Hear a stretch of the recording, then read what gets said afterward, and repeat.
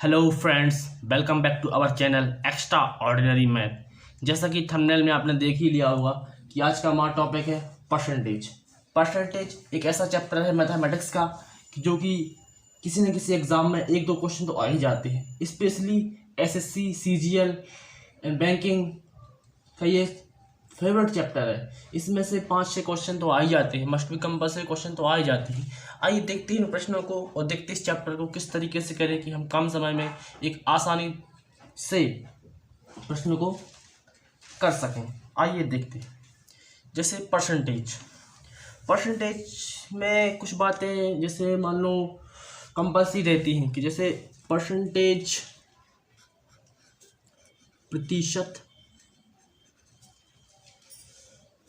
और fraction you mean से भिन्न, फ्रैक्शन और भिन्न। जैसे मतलब प्रतिशत और भिन्न, जैसे कोई संख्या फ्रैक्शन में दी है तो उसको हम परसेंटेज में कन्वर्ट करते हैं तो किस तरीके से करते हैं। यदि कोई संख्या भिन्न में दी है तो उसको हम परसेंटेज में कन्वर्ट करेंगे तो किस तरीके से करेंगे। कोई संख्या परसेंटेज में दी है तो भिन्न में कन्वर्ट करेंगे तो किस तरीके से करेंगे। इन सब प्रश्नों को हम देखते हैं और करते हैं। जैसे कि कुछ बातें आपको हम पहले ही नोट आउट करवा देते हैं कि जैसे कोई संख्या है जो कि फ्रैक्शन में दी हुई है 1/4। ये संख्या क्या है ना, फ्रैक्शन में दी है तो इसको हम परसेंटेज में कन्वर्ट करते हैं। और कोई संख्या परसेंटेज में दी जैसे 25%, इस संख्या को हम फ्रैक्शन में कन्वर्ट करते हैं। तो ये कैसे करते हैं तो आइए देखते हैं। जैसे कि फ्रैक्शन में एक संख्या दी है 1/4, तो 1/4 जो संख्या दी है फ्रैक्शन में, इसको हमको परसेंटेज में कन्वर्ट करना है। तो जैसे कि इसमें दो बातें रहती है, मूल बातें कि जैसे फ्रैक्शन में हम कोई संख्या को परसेंटेज में कन्वर्ट करते हैं तब जो 100 का मल्टीप्लाई होता है, 100 का मल्टीप्लाई हम इसलिए करते हैं क्योंकि जैसे 1/4 मतलब एक प्रॉपर्टी है जिसमें जो कि 4 भाइयों में डिवाइड करनी है। तो एक भाई को उस प्रॉपर्टी में कितना हिस्सा मिलेगा, तो ये जो प्रॉपर्टी का हिस्सा है वो 100% प्रॉपर्टी के हिस्से में से कन्वर्ट करते हैं। तो इस एक प्रॉपर्टी 4 हिस्से में कन्वर्ट होती है। एक भाई को कितनी प्रॉपर्टी मिलेगी, इसलिए 100 की हर प्रॉपर्टी है 100% से डिवाइड होती है। तो जैसे 1/4 है, इसको हम इससे वो करेंगे ना मल्टीप्लाई, तो ये बराबर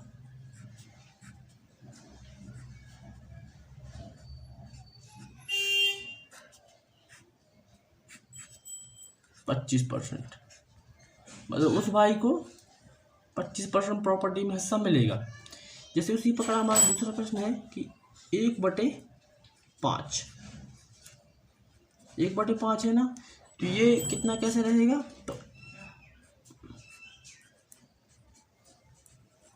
इससे ये भाग चला जाएगा तो 20%। तो ये तो क्या अपनी बात है, क्या सी हो गई, भिन्न की।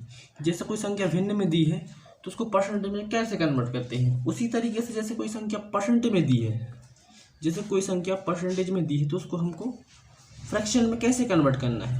तो जैसे ये 25% दिया है, पीछे परसेंट लगा है, जब पीछे परसेंट लगा है तो 25/100 हम इसलिए लिखेंगे क्योंकि परसेंटेज का सिंबल हटा देंगे तो बटे में ये 100 आ जाएगा। तो जैसे 25 से कम 25 दूनी 25 चौके 4, तो ये 1/4, ये हमको 1/4 में फ्रैक्शन में कन्वर्ट हो जाएगा। जैसे उसी तरीके से कहीं कहीं दिया जाता है मिश्रित जो मतलब मिक्सचर फ्रैक्शन रहता है ना, कि कोई मिक्सचर फ्रैक्शन दिया रहेगा उसको हम सरल भिन्न में कन्वर्ट करते हैं, सरल भिन्न से कन्वर्ट करके उसको हम परसेंटेज में कन्वर्ट करते हैं। तो जैसे 4 सही 1/6, ये हमको क्या दिया है, मिश्रित फ्रैक्शन, जिसको हम पहले फ्रैक्शन में कन्वर्ट करते हैं सरल फ्रैक्शन में। तो ये दिया है तो ऐसे हम ये तो इससे प्लस होगा, प्लस 1/6, तो ये इससे पहले मल्टीप्लाई होगा 24 और 1 25, 25/6 गुणित बाय 100। तो ये 25 से ये 4 बार कट जाएगा तो ये हमारा कितना आ जाएगा, 24%।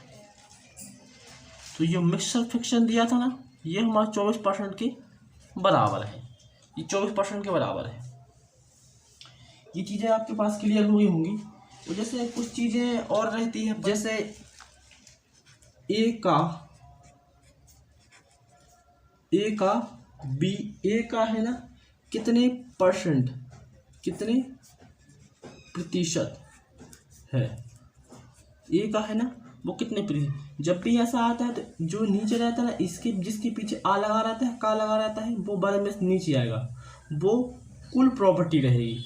जैसे ए का बी कितने प्रतिशत है, तो बी का हिस्सा पूछा है तो बी ऊपर रहेगा और ये नीचे रहेगा, और मल्टीप्लाई 100 रहेगा। ये बातें आपको क्लियर हो गई होंगी, जो कि ये जो चीज़ें हैं ना आपको आगे क्वेश्चन करेंगे तो उसमें आपको ये काम आएगा। जैसे दूसरा है कि ए बी का कितने प्रतिशत है। जैसे ए बी का कितने प्रतिशत है, ए बी का कितने प्रतिशत है। इसमें बी के आगे लगा है का, तो बी रहेगा नीचे और ए रहेगा पीछे, क्योंकि इसमें ए की प्रॉपर्टी के बारे में पूछा है। तो ए रहेगा ऊपर, बी रहेगा नीचे, मल्टीप्लाई बाय 100। तो ये आपकी दो चीज बातें हो गई जो कि आपके आगे प्रश्न करने में आपको सहायक रहेगी। तो ये बातें हैं ना आपको नोट आउट कर लेना, क्योंकि आप जब आगे क्वेश्चन करेंगे ना उसमें आपको ये बहुत काम आएंगी। तो जैसा कि आपके सामने एक प्रश्न है, एक संख्या का 60% यदि उसी संख्या का 360 के बराबर है तो उसी संख्या का 300% क्या होगा। जैसे कोई संख्या है उसका 60% 360 के बराबर है तो उसी संख्या का 300% क्या होगा। एक संख्या 360 के बराबर है, 360 के बराबर है बटे 60। ऐसा हम क्यों लिख रहे हैं, ये इसलिए लिख रहे हैं कि कुछ 60% के बराबर 360 है, तो 300 के बराबर क्या होगी, तो मल्टीप्लाई बाय 300। एक जीरो से एक जीरो कट गए और ये 6 कट गए, तो हमारा आंसर कितना आ जाएगा 1800। तो ये 1800 के बराबर हो जाएगी। उसी प्रकार हमारा ये सरल प्रश्न है। दूसरा प्रश्न हमारे पास ऐसा है कि एक संख्या का 78% और 59% के बीच का अंतर 323 है, तो उसी संख्या का 62% क्या होगा। जैसे पहली संख्या क्या है 78%, दूसरी संख्या क्या है 59%, और इन दोनों के बीच का अंतर कितना है 323। मतलब इन दोनों का जो बीच का अंतर है ना वो 323 के बराबर है। जिनका अंतर कितना हो गया है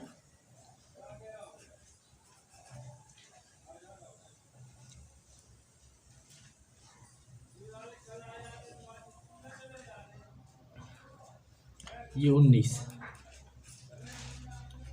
बराबर 323 कितना 62%। ये से हम डिवाइड करेंगे तो ये 17 पर चला जाएगा, इस तब 17 बार चला जाएगा, तो यहाँ से 62 गुणे 17, 17 दूनी 34, कैरी 3, 17 दूनी 34 और कैरी ये कितना अपना आ जाएगा 54। तो ये हमारा आंसर आ जाएगा। ठीक, उसी प्रकार हमारा तीसरा हमारे पर एक कार्यालय में 4200 कर्मचारी हैं, इनमें से 25% कर्मचारी की पदोन्नति हो गई, तो कितने परसेंट कर्मचारियों की जो पदोन्नति है ना वो नहीं हुई, हमको ये ज्ञात करना है। तो जैसे मान लो कुल कर्मचारी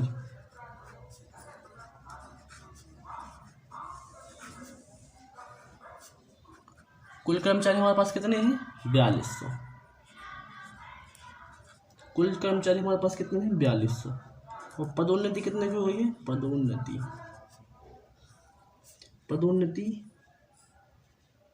25% की हुई है। इसका मतलब ये है कि जिसकी पदोन्नति नहीं हुई है वो हमारे पास कितने हैं? 75%। 75% कर्मचारी ऐसे हैं जिनकी पदोन्नति नहीं हुई है।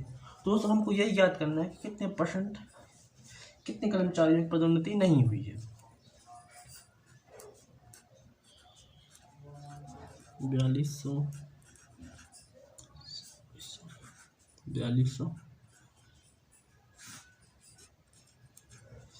ये मतलब 75% कर्मचारियों की पदोन्नति नहीं हुई। तो 200 से ये 200 कट जाएगा, बराबर 42। तो इससे हम गुणा करेंगे ना तो ये हमारा कितना आ जाएगा? 3150। मतलब 3150 कर्मचारी ऐसे हैं कुल कंपनी में कि जिसकी पदोन्नति नहीं हुई है। इसी प्रकार हमारे पास चौथा क्वेश्चन, एक परीक्षा में पास होने के लिए 45% अंक की आवश्यकता है, परंतु उस विद्यार्थी को 129 अंक प्राप्त हुए और वो 6 अंकों से फेल हो गया। तो परीक्षा में कुल अंक ज्ञात कीजिए। मतलब एक विद्यार्थी था, उसको 45% अंक चाहिए थे, परंतु उसको 129 अंक मिले और जिसके वह 6 अंकों से फेल हो गया। तो परीक्षा कुल कितने अंकों की थी ये ज्ञात करना है। आइए देखते हैं।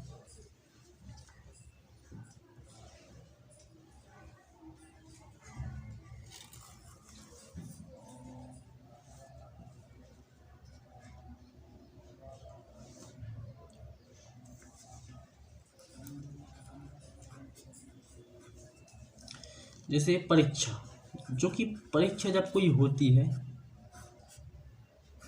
तो वह 100% मार्क्स की होती है, तो सभी को ज्ञात है। परीक्षा पास कितने अंक से होना था? 45 अंक से। पर विद्यार्थी को अंक मिले कितने हैं? मिले अंक कितने हैं? 129, परंतु वो 6 अंकों से फेल हो गया। मतलब उसमें 129 अंक मिल लेते और वो 6 अंकों से फेल हो गया। इसका मतलब ये है कि उसको 135 अंक चाहिए थे, तब जाके वो पास होता। तो आइए देखते हैं। 135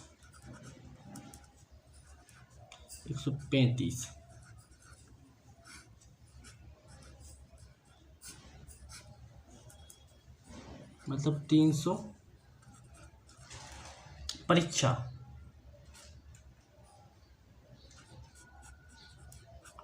जो कि परीक्षा थी ना वो 300 मार्क्स की थी। तो इसमें ऑप्शन कौन सा है? ये सी आंसर। तो सी आंसर आ जाएगा। एक परीक्षा में पास होने के लिए 44 मार्क्स की आवश्यकता है, परंतु एक विद्यार्थी को इस परीक्षा में 235 अंक प्राप्त हुए, जो कि पास होने से 15 मार्क्स अधिक थे। तो ज्ञात कीजिए परीक्षा कितने अंकों की थी। इसमें उसमें फेल हो गया था, इसमें पास हो गया था। देखते हैं।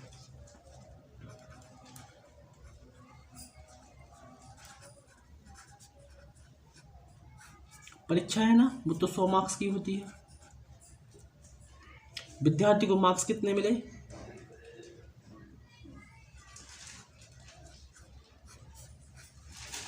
235, जो कि 235 मार्क्स मिले और ये है 15 अंकों से।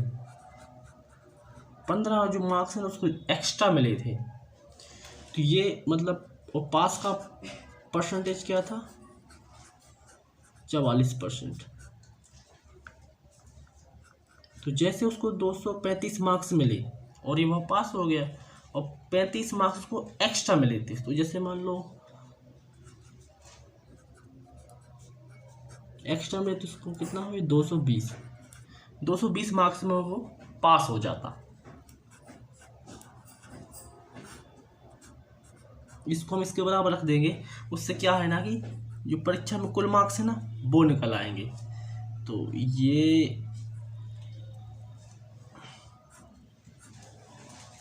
2 बार कट जाएगा और यहाँ पे कितना आ जाएगा 1000।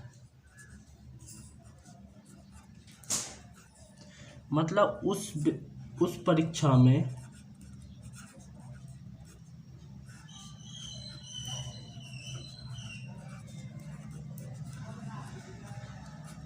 500 मार्क्स की वह कुल वो परीक्षाएं थी ना, वो 500 मार्क्स की थी। इसी प्रकार परीक्षा संबंधित हमारे पास 6वां प्रश्न है। एक परीक्षा में एक छात्र को 30% अंक प्राप्त हुए और वह 45 अंकों से फेल हो गया। इसी परीक्षा में अन्य छात्र को 42% अंक प्राप्त हुए और पास होने से 45 अंक अधिक प्राप्त करता है।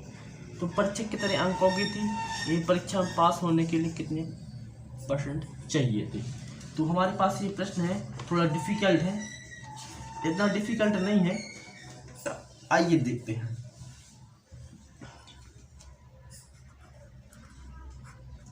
पर हाल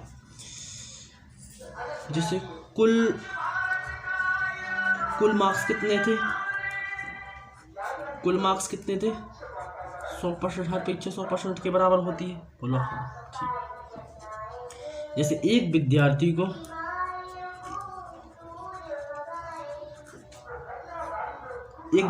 कितने 30% मार्क्स मिले। एक विद्यार्थी को 30% मार्क्स मिले और वो 45 अंक से वो फेल हो गया। दूसरा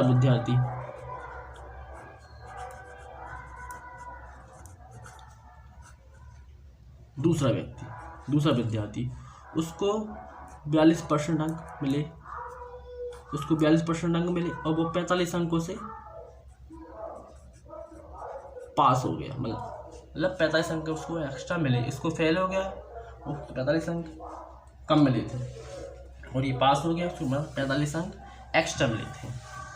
तो इस कंडीशन में क्या होता है कि पहले हम जो पहला विद्यार्थी है वो दूसरा विद्यार्थी, इनका जो परसेंट रहता है उसको हम माइनस करते हैं। तो माइनस में कितने को ये 12% आ गया। और जो कम मार्क्स रहते हैं वो जो ज़्यादा मार्क्स रहते हैं, ये दोनों प्लस होते हैं। जब ये प्लस होते हैं तो इससे कुल मार्क्स निकल आते हैं। ये कुल अंक कितने थे? तो ये 90 हो गया। 90 और 12 और ये 100, 4 और ये 30, सॉरी। तो यहाँ पर 30,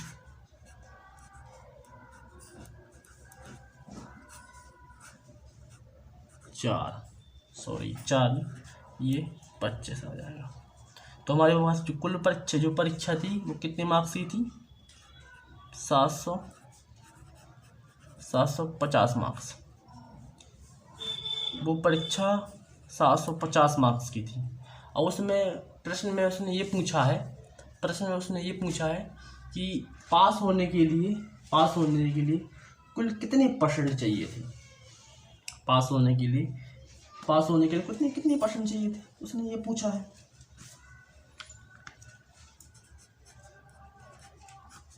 पास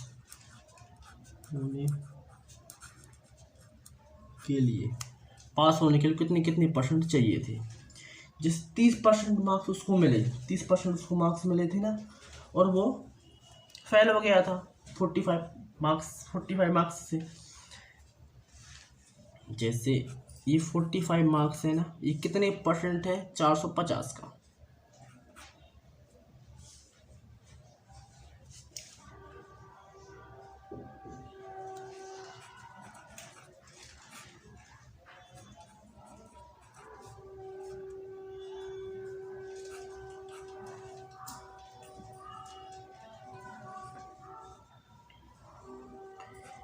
ये आ जाएगा 2 और ये आ जाएगा, ये 5 से 2 कट जाएगा, और ये 5 एक 5 2 25 15 15 45 3 मतलब 6 6%।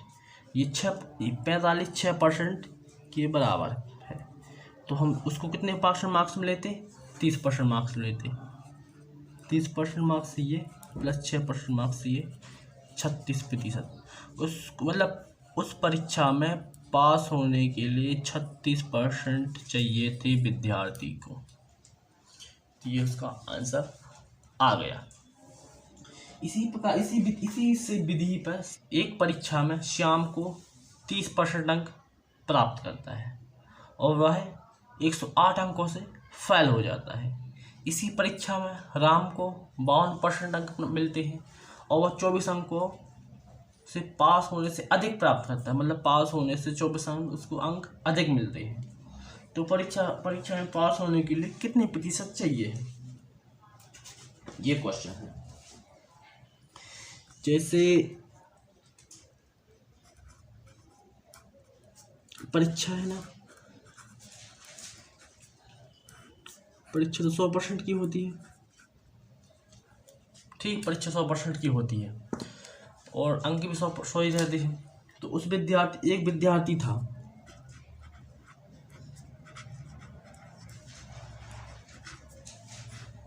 एक विद्यार्थी था, उसको 30% अंक मिले और वह 108 अंकों से फेल हो गया।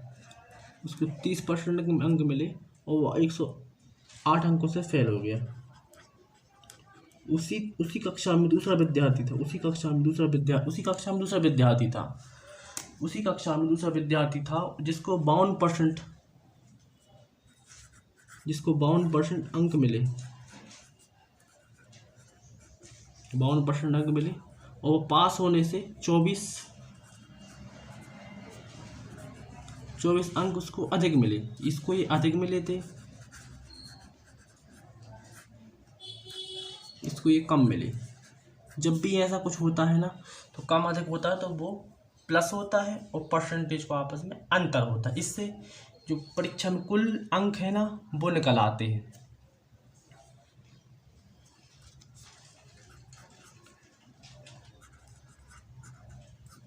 कुल परीक्षा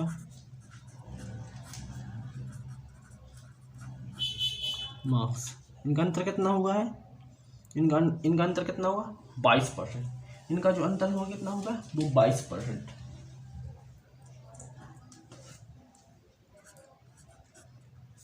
और ये दोनों प्लस होंगे, 108 प्लस 108 और ये प्लस हो जाए, ये कितना हो जाएगा? 132 हो जाएगा।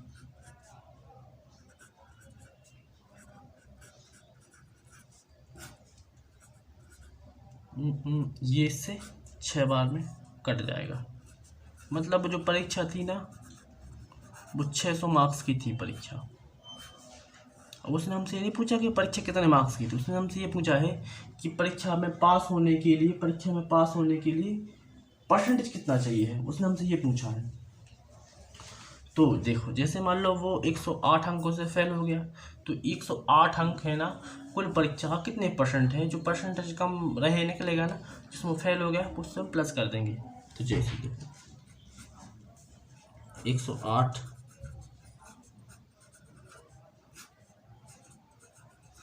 108 अंक है ना, वो कुल परीक्षा का कितने परसेंटेज है, हमको ये ज्ञात करना है।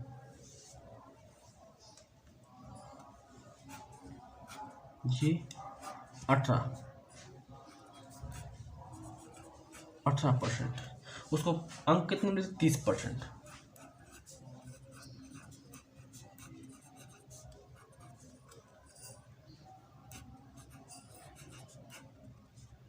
मतलब उस परीक्षा में विद्यार्थी को पास होने के लिए 48% मार्क्स लाना मस्ट बी कंपलसरी था। इसी प्रकार एक 8वां प्रश्न है, थोड़ा अलग। एक परीक्षा में 78% लड़के उत्तीर्ण हुए। यदि लड़के 110 अनुत्तीर्ण हुए तो परीक्षा में कुल अंक कितने या कुल कितने विद्यार्थी सम्मिलित थे, हमको ये ज्ञात करना है।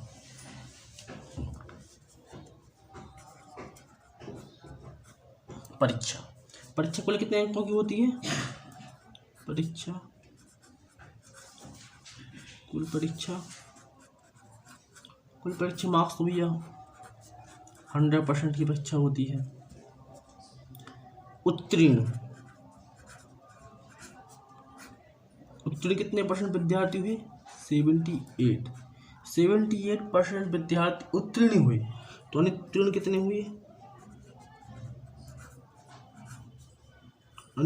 हुए? भैया अनुत्तीर्ण तो 22% हुए। और ये 22% है 111 लड़के के बराबर है। जो 22% है ना 111 लड़कों के बराबर है। तो हमको ये भी याद करना है कि परीक्षा में कुल कितने मार्क्स की थी। तो अनुत्तीर्ण को अनुत्तीर्ण के बराबर रख दीजिए तो आंसर आ जाएगा। जैसे 111 10/22%। ये अनुत्तीर्ण है ना, ये इससे 2 कट जाएगा। ये जो 0 कटा नहीं वो गलती से कट गया, तो ये यहाँ पे कितना आ जाएगा 1000 और ये आ जाएगा कितना 2। तो परीक्षा कितने की हो जाएगी 500। मतलब वो परीक्षा 500 नंबर की थी। ठीक, ये हमारा आंसर आ जाएगा। और ऑप्शन में ये दिया है ए, ये हमारा राइट आंसर हो जाएगा। इसी पे हमारा 9, एक परीक्षा में 500 लड़के 300 लड़कियां शामिल हुई। यदि लड़के 70% और लड़कियां 70% उत्तीर्ण हुए, मतलब लड़के भी 70% उत्तीर्ण हुए और लड़कियां भी 70% उत्तीर्ण हुई, तो कुल कितने परसेंट परीक्षार्थी उत्तीर्ण हुए, ये ज्ञात करना है।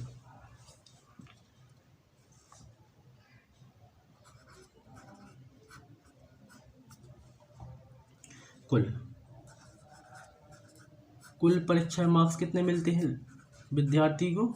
वो तो 100% मार्क्स की परीक्षा होती है, तो सभी को पता है। 100% मार्क्स की परीक्षा होती है, सबको पता है। उसमें परीक्षा उत्तीर्ण, जैसे मान लो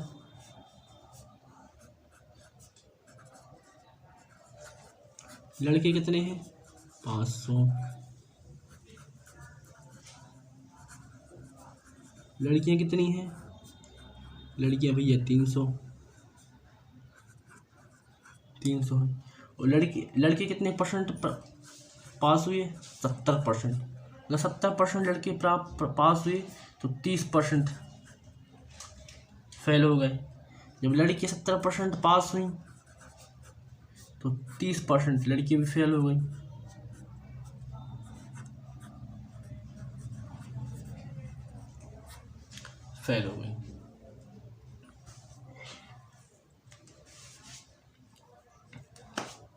तो जैसे लड़के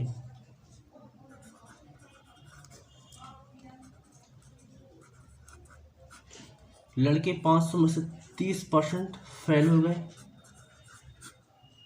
मतलब लड़के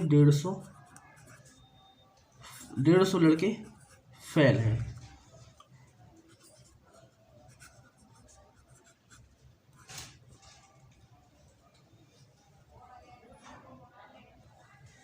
और लड़कियां कितनी थी 300, ये भी 30% फेल है। तो लड़कियां 90 फेल हैं।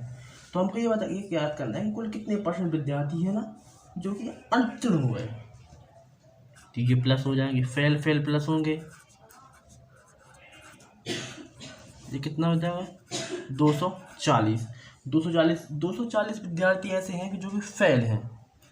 ये कितने में से फेल हैं? कुल परीक्षा में से फेल हैं। तो 500 ये और 300 ये, टोटल कितने विद्यार्थी? 800 विद्यार्थी हैं।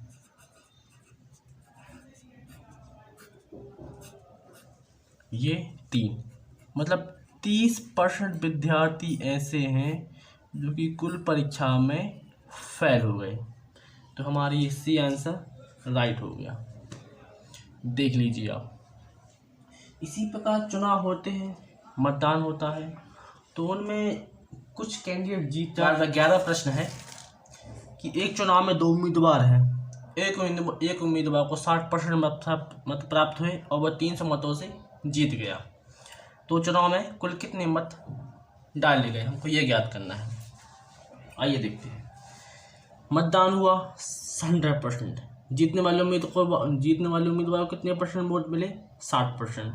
जब जीतने वाले उम्मीदवार को 60% वोट मिले तो हारने वाले उम्मीदवार को 40% वोट मिले, ये तो जायज़ सी बात है। और वो जो जीतने वाला उम्मीदवार था ना, वो 300 मतों से जीत गया। तो चुनाव में कुल कितने मत डले हमको ये ज्ञात करना है। जैसे जीत गया है ना, तो ये जीत गया है, हार गया है, तो ये अंतर होता है, वोटों का अंतर होता है। जब वोटों का अंतर होता है तो उसका परसेंट का भी अंतर होता है। 300 वोटों से जीत गया वो, मतलब वो इनका अंतर कितना हो गया? ये 60% और ये 40%, अंतर कितना हुआ? 20%। तो अंतर को अंतर के बराबर रख देंगे हम।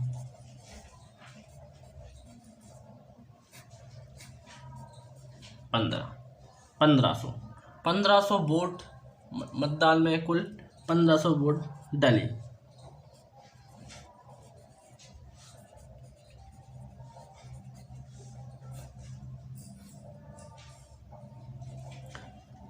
अब हम ये भी ज्ञात कर लेते हैं कि जीतने वाले उम्मीदवार को कितने परसेंट वोट मिले, जीतने वाले उम्मीदवार को कितने वोट मिले, हारने वाले उम्मीदवार को कितने वोट मिले, हम ये भी ज्ञात कर लेते हैं। पहला उम्मीदवार जो कि जीत गया है,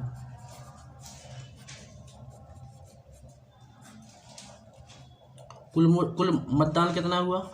1500। हम ऑप्शन तो ये हो जाएगा सही, डी। हमको ये तो एक्स्ट्रा ज्ञात कर रहे हैं कि जीतने वाले उम्मीदवार को कितना वोट मिले, हारने वाले को कितने वोट मिले? 1500। जीतने वाले को कितना परसेंट वोट मिले थे? 60%। 15 छक्का 90, इसको 900 वोट मिले। जो दूसरा उम्मीदवार था जो कि हार गया था,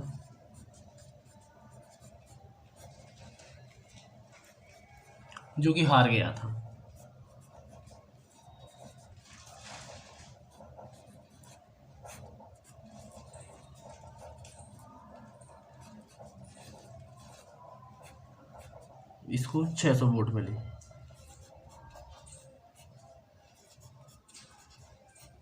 ठीक, इन दोनों का अंतर कितना आ गया? ये 300।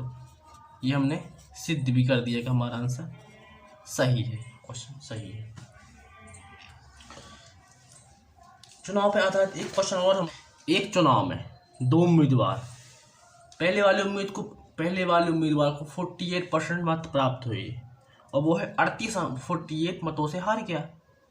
जाहिर सी बात, पिछले वाले जीत गया था, इसमें हार गया है, जीत गया। तो उम्मीदवार को हारने वाले को कितने वोट मिले और मतों की संख्या क्या है, हमको ये ज्ञात करनी है। हाल जैसे मतदान, जब मतदान होता है तो वो अपने आप में 100% होता है, क्योंकि 100% वोट तो इस समय कोई नहीं देता, फिर भी हम परसेंटेज में हम मतदान को 100% मानेंगे। जीतने वाले को कितने परसेंट वोट मिले और हारने वाले को कितने परसेंट वोट मिले? हारने वाले को कितने परसेंट वोट मिले? 48%। हारने वाले को 48% वोट मिले, तो जीतने वाले को कितने परसेंट वोट मिले होंगे? 52%। और ये 48 वोट से हार गया। तो हमको ये ज्ञात करना है कि कुल कितने वोट डले और हारने वाले को कितने वोट मिले, हमको ये ज्ञात करना है।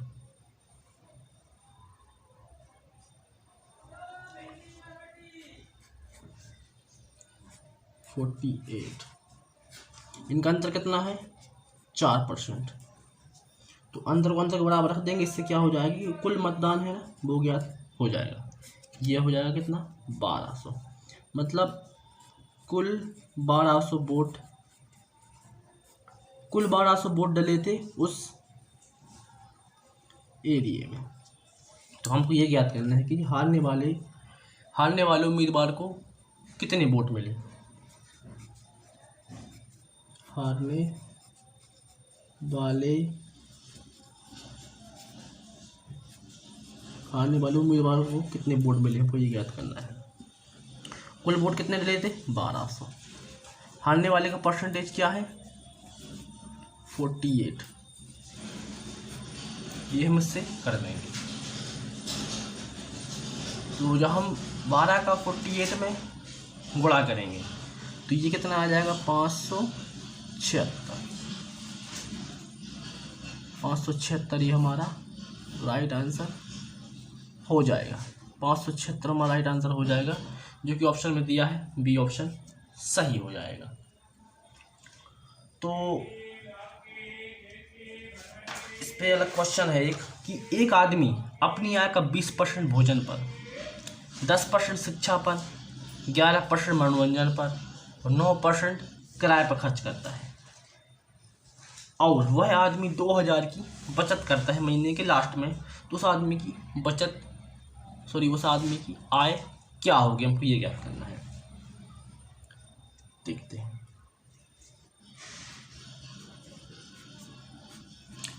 मान लो व्यक्ति की जो आय है ना वो 100% है कि हर इसमें परसेंटेज में हर किस्सा 100% से ही शुरू होता है। ठीक है, अब जैसे वो है भोजन पे वो है कितना 20% खर्च करता है, और शिक्षा पे वो है कितना 11% खर्च करता है,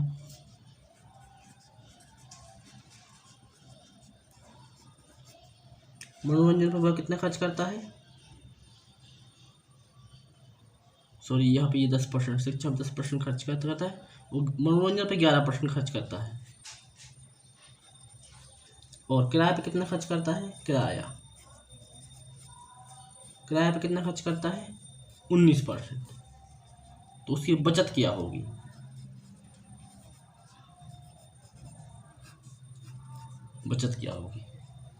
ये कितना हो जाएगा 30 और ये 30, 60%। मतलब वो अपनी आय का 60% हिस्सा है ना वो खर्च कर देता है। तो बचत कितनी उसकी 40%, बचत 40% है। तो जैसे जब वो बचत करता है कितने की 20,000 रुपये की, वो बचत 20,000 रुपये ही करता है, तो उसकी मासिक आय क्या है। तो बचत को बचत के बराबर रख देते हैं 40%। ये से कट गया, ये से कट गया, ये आएगा 5। मतलब उस व्यक्ति की मासिक आय है ना, आय कितनी है 50,000 रुपये। मतलब उस व्यक्ति की जो मासिक आय है ना वो 50,000 रुपये है, और ये हमारा ऑप्शन में क्या रहेगा, बी ऑप्शन हमारा राइट हो जाएगा। इसी प्रकार हमारा 14वां क्वेश्चन है, थोड़ा अलग है, डिफरेंट है कि आदमी अपनी आय का 20% खाने पर, शेष है इसी बात, शेष 25%, यहाँ पे एक आदमी अपनी आय का 20% खाने पर, शेष जो 20% है ना वो शिक्षा पे खर्च करता है। यहाँ पे खाना रिपीट हो गया, यहाँ पे शिक्षा होना था, शिक्षा नहीं, यहाँ पे हम किराया लिख लेते हैं, किराया, यहाँ पे किराया हो गया। शेष 25% किराए पे खर्च करता है और शेष 50% शिक्षा पे खर्च करता है। यदि उसकी बचत 27,000 रुपये है तो उसकी मासिक आय ज्ञात कीजिए। आइए देखते हैं।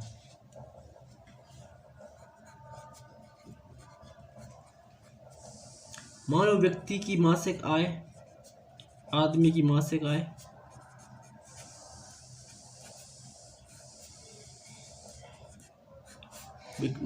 कितनी है 100% है। वो है खाने पे कितने परसेंट खर्च करता है 20%। जब 20% खर्च करता तो बचत कितनी बची 80%। ठीक, इसके बाद वो किराया पे कितना परसेंट खर्च करता है 25%। 80 का 25% कितना हुआ, 80 का 25% कट जाएगा इससे क्योंकि उसने 20-25% तो उसमें शिक्षा पे खर्च कर लिया, तो बचत 20% घट जाएगी, तो ये हो जाएगा कितना 60%। हमको यहाँ पर ध्यान रखना होता है कि बचत ज्ञात करनी पड़ती है लास्ट तक, और ये उसको लिखना पड़ता है। अब इसके बाद वो शिक्षा पर 50% खर्च करता है, शिक्षा पर 50% खर्च करता है। अब बचत उससे कितनी परसेंट बची है 60, और 50% उसने शिक्षा पे खर्च कर लिया, तो 60 का 50% कितना हुआ 30।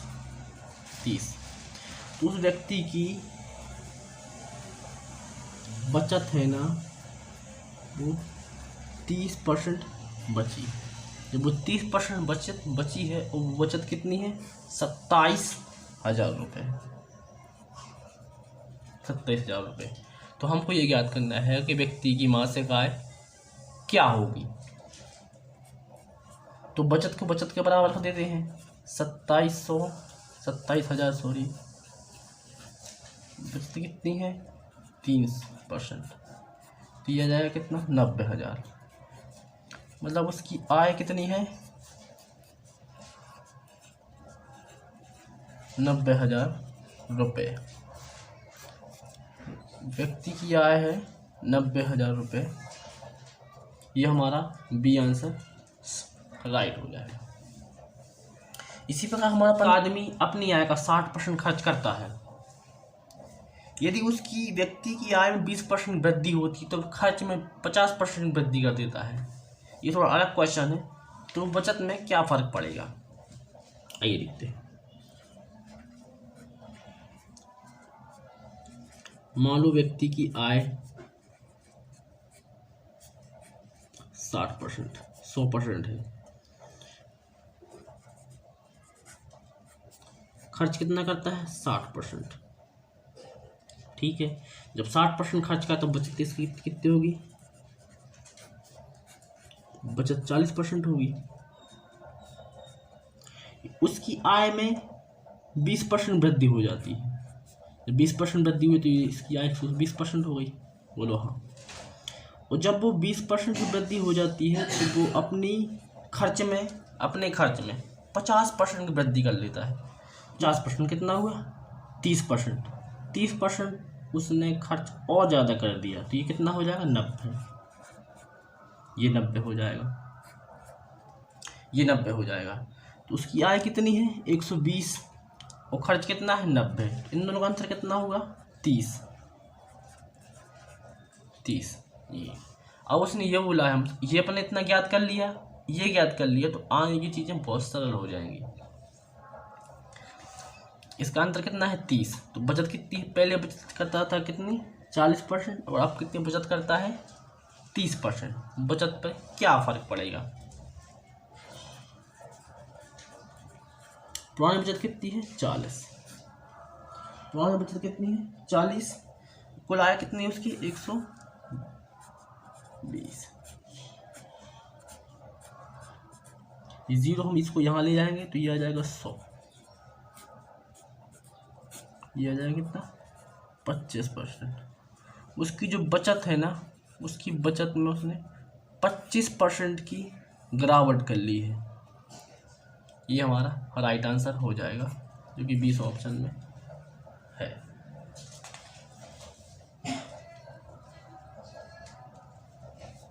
इसी प्रकार हमारे पास 16वां क्वेश्चन है।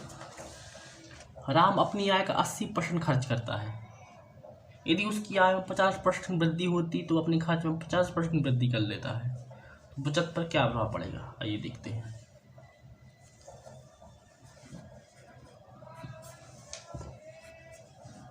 मान लो आदमी की आय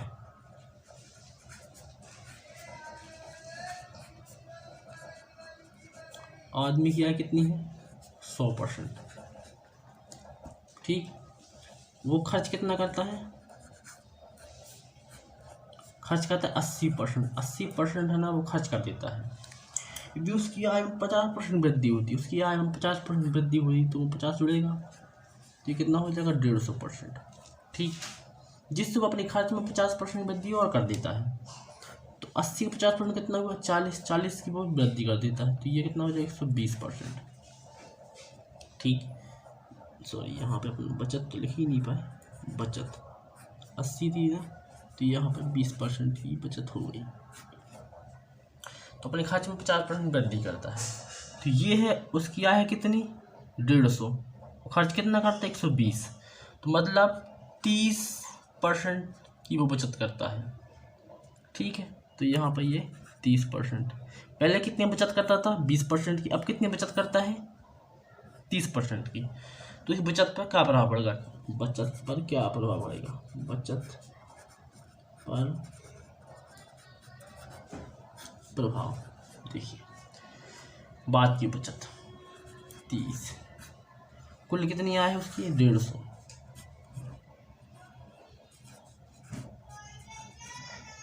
एक शून्य से एक शून्य कट गया, और ये यहाँ से ये 5 बार कट गया। ठीक, अब बराबर कितना आ जाएगा 100/5, ये इससे 20 बार कट गया। उसकी जो बचत है ना उस पर 20% का फर्क पड़ा, आय बढ़ने से उसकी बचत पर 20% फर्क पड़ा, जो कि हम ऑप्शन में ए दिया है, ये हमारा राइट आंसर हो जाएगा। एक शहर की जनसंख्या 6000 है। पहले वर्ष 25% वृद्धि होती है, दूसरे वर्ष 20% वृद्धि होती है, तीसरे वर्ष 50% की कमी होती है, तीसरे वर्ष 50% कमी होती है, और चौथे वर्ष वह 20% वृद्धि होती है। तो 4 वर्षों के बाद, 4 वर्ष पहले शहर की जनसंख्या क्या थी, आइए देखते हैं।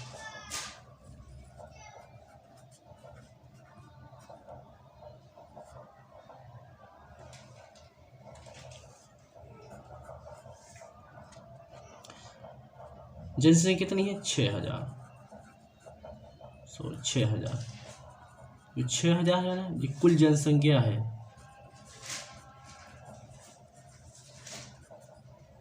ये कुल जनसंख्या है। ठीक, पहले वर्ष जैसे पहले वर्ष 25% वृद्धि हुई, यहाँ पता कि हर एसेट्स 100% होती है, हर संख्या 100% होती है। जब कोई संख्या बढ़ती है तो 100 में 100 से बढ़ती है, घटती है तो 100 से घटती है। जैसे पहले वर्ष 25% वृद्धि हुई तो ये 125 हो जाएगा बटे 100। दूसरे वर्ष 20% वृद्धि होती है तो 120% हो जाएगा बटे 100। तीसरे वर्ष 50% कमी होती है तो 100 से 50% कम हो जाएगा तो 50% ही रहेगा। ठीक है, और चौथे वर्ष वह 20% वृद्धि होती है तो भी जब वृद्धि होती है तो 100 से वृद्धि होगी, तो यहाँ पे ये 20% ये आ जाएगा। अब इसको काटना पीटना है, बस वही है। 100 से ये 2 जोड़ी से ये 2 जोड़ी कट गए, 1 शून्य से ये 1 शून्य कट गया, 50 से ये 2 बार कट गया, 1 शून्य से 1 शून्य कट गया, और 1 शून्य से ये भी 1 शून्य कट गया, 1 शून्य से ये शून्य कटा। अब 5 दूनी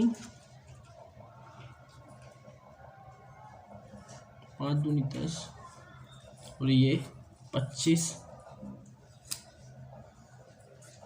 6 और ये 5, ये 5 और ये 6, तो हमारे पास यहाँ पर 18 आ जाएगा, ये 18 आ जाएगा, हमारे पास 18 आ जाएगा। तो ये हमारे पास कितना है 30 × 18, तो ये आ जाएगा कितना 5400। ये जो 5400 जो है ना, ये हमारी ये ऑप्शन हमारा राइट हो जाएगा। ठीक, इसके बाद हमारे पास 17वां प्रश्न है। पटना शहर की जनसंख्या पहले बस 20% की कमी होती है, दूसरे वर्ष 25% वृद्धि होती है, और तीसरे वर्ष 20% वृद्धि होती है। यदि शहर की वर्तमान जनसंख्या 90,000 है, तो पटना शहर की जनसंख्या क्या होगी 3 वर्ष पहले, आइए देखते हैं। जनसंख्या तो उस समय भी 100% ही होगी, हर संख्या 100% बढ़ती है 100% घटती है, तो सबको पता है। जैसे अभी प्रेजेंट टाइम 90,000 उसकी जनसंख्या है, 90,000 जनसंख्या 90,000 है, और प्रेजेंट टाइम में जनसंख्या 90,000 है, तो पहले वर्ष 20% कमी होती है। हाँ संख्या 100 से बढ़ेगी 100 से घटेगी, ठीक।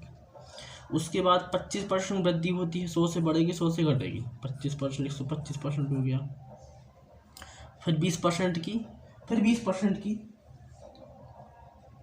इसमें 3 वर्ष पहले की बात कर रहे हैं, इसमें 3 वर्ष पहले की बात कर रहे हैं, तो ये 20% ये यहाँ पे आ जाएगा। इसमें ये 3 वर्ष पहले की बात कर रहे हैं। जब पहले की बात कर रहे हैं तो ये जो संख्या है ना, ये जो नीचे आएंगी। यदि बाद की बात करेगा तो ये ऊपर आएगी, और पहले की बात करें तो नीचे आएंगी।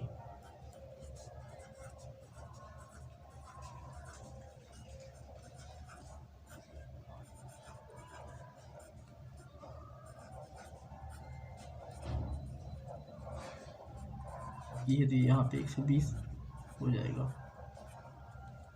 अब देखो काटना, 2 शून्य से ये 2 शून्य कट गए,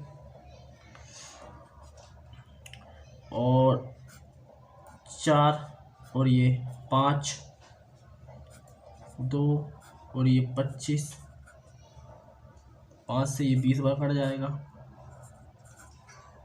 और ये इससे 2 बार कट जाएगा।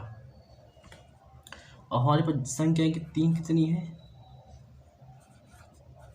9,025 प्लस 2 प्लस 20, अब ये 12 बचा, सॉरी बटे 12 बटे, इससे 6 बार, और इससे ये 3, इससे 2 बार, इससे ये 3 बार,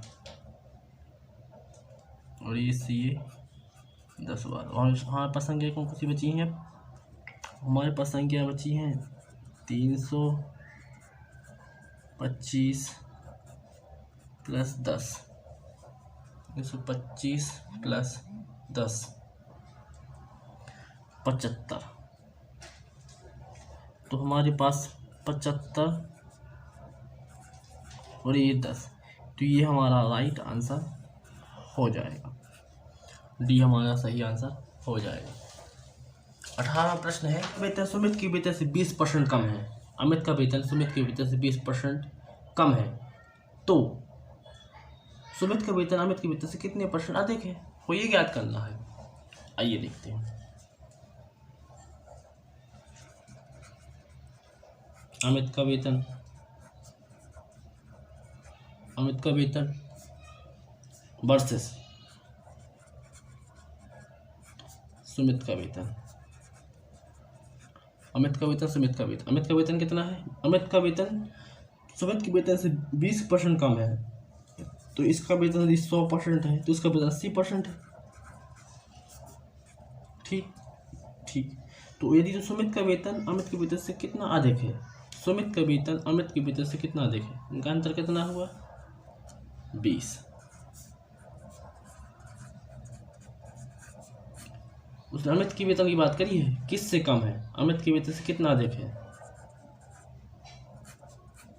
4, 25। मतलब अमित का वेतन सुमित के वेतन से 25% अधिक है, ठीक। इसी प्रकार हमारे पास 19वां प्रश्न है कि अमित का वेतन सुमित के वेतन से 10% अधिक है, तो सुमित का वेतन अमित के वेतन से कितना % कम है। देखो हल, अमित वर्सेस सुमित, अमित वर्सेस सुमित, ये 2 व्यक्ति दिए हैं। अमित का वेतन सुमित के वेतन से 10% अधिक है। यदि अमित का वेतन है ना, सुमित के वेतन कितना है, 100% है, 10% अधिक है अमित का वेतन सुमित के वेतन से, तो इसके 10 हो गया। तो सुमित का वेतन अमित के वेतन से कितना % कम है, तो अंतर कितना है दोनों का, 10 का। तो अंतर उसने किसकी बात की, वेतन से, अमित से बोला, अमित से कंपेयर किया तो अमित का रखा जाएगा यहाँ पे।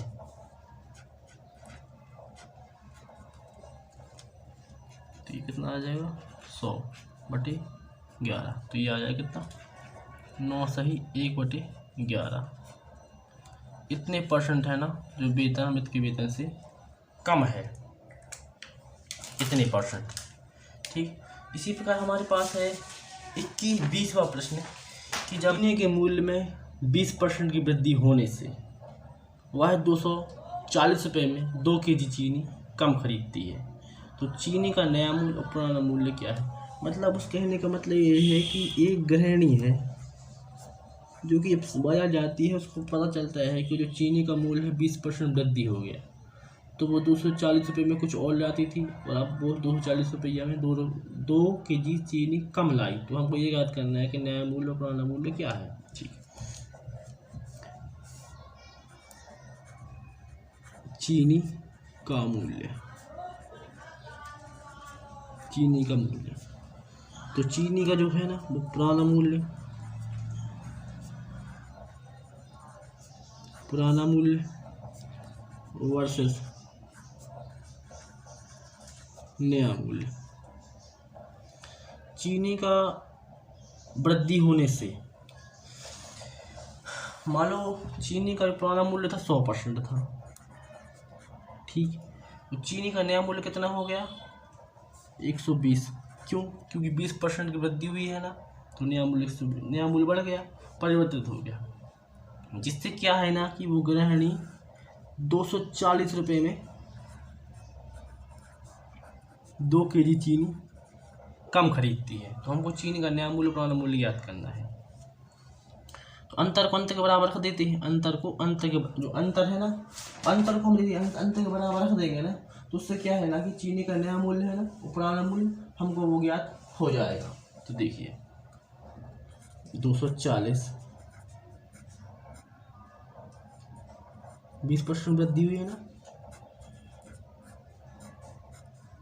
48 बराबर 2 kg, मतलब 1 kg 24 रुपये। मतलब चीनी का जो नया मूल्य है ना वो 24 रुपये है। मतलब दाम बढ़ने से चीनी का मूल्य 24 रुपये हो गया। तो चीनी का हमको पुराना मूल्य ज्ञात करना है, तो इसी रुपये से हम चीनी का जो नया मूल्य है ना वो ज्ञात कर लेंगे। तो देखो 24 बटे ये नया मूल्य 120,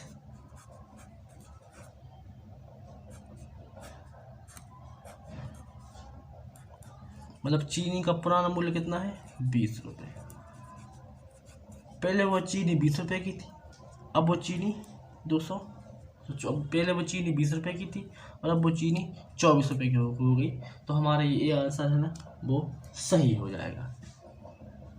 इसके बाद हमारे पास एक लास्ट प्रश्न है जो कि चीनी के भाव में 25% की कमी होने से, चीनी के भाव में 25% की कमी होने से 480 रुपये में 10 किलो चीनी अधिक खरीदता है। तो चीनी के भाव में कमी होने से नया मूल्य और पुराने मूल्य में के प्रभाव में क्या प्रभाव पड़ेगा, देखते हैं।